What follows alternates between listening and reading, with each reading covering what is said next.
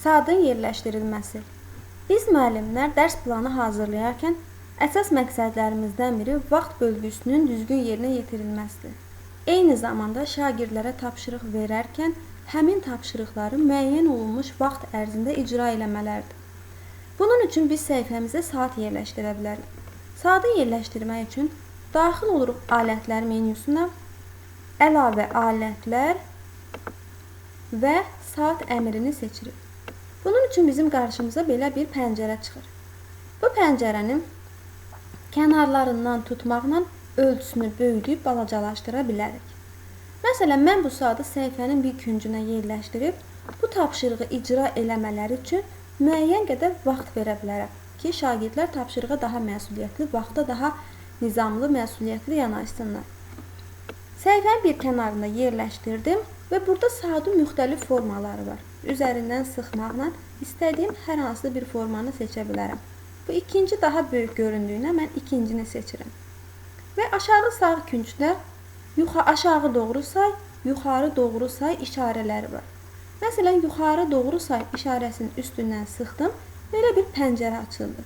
Bu pəncərədə mən şagirdlərə nə qədər vaxt verirəmsə, həmin vaxtı qeyd edirəm bu hissədə.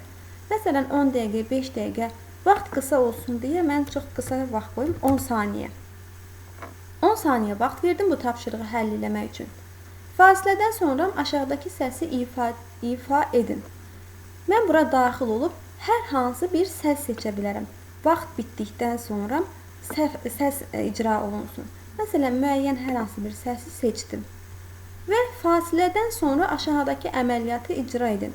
Bu hissəyə daxil olub müəyyən hər hansı əmri seçirəm. Məsələn, növbəti səhifəyə çevir. 10 saniyə vaxt bitən kimi mənim bu səhifəm görünməyəcək. Artıq növbəti səhifəyə keçəcək. Əvvəlki səhifəyə çevir. Elektron pərdə alətini dəyiş. Səhifəni düzləndir və s. Mən növbəti səhifəyə çevir əmrini seçdim. OK düyməsini sıxdım. Və göründüyü kimi artıq mənim saniyəm getməyə başladı. 3, 4, 10-cu saniyəyə çatanda mən o müddət ərzində şagirdlər tapşırığı icra edə bilərlər. Baxın, artıq 10 saniyə tamam olan kimi şagirdlər tapşırığı həll edə bilmirlər. Çünki növbəti səhifəyə keçdim. Saatı bağlamaq üçün sadəcə X düyməsinin bağla əmrini seçməklə saatı bağlaya bilərik.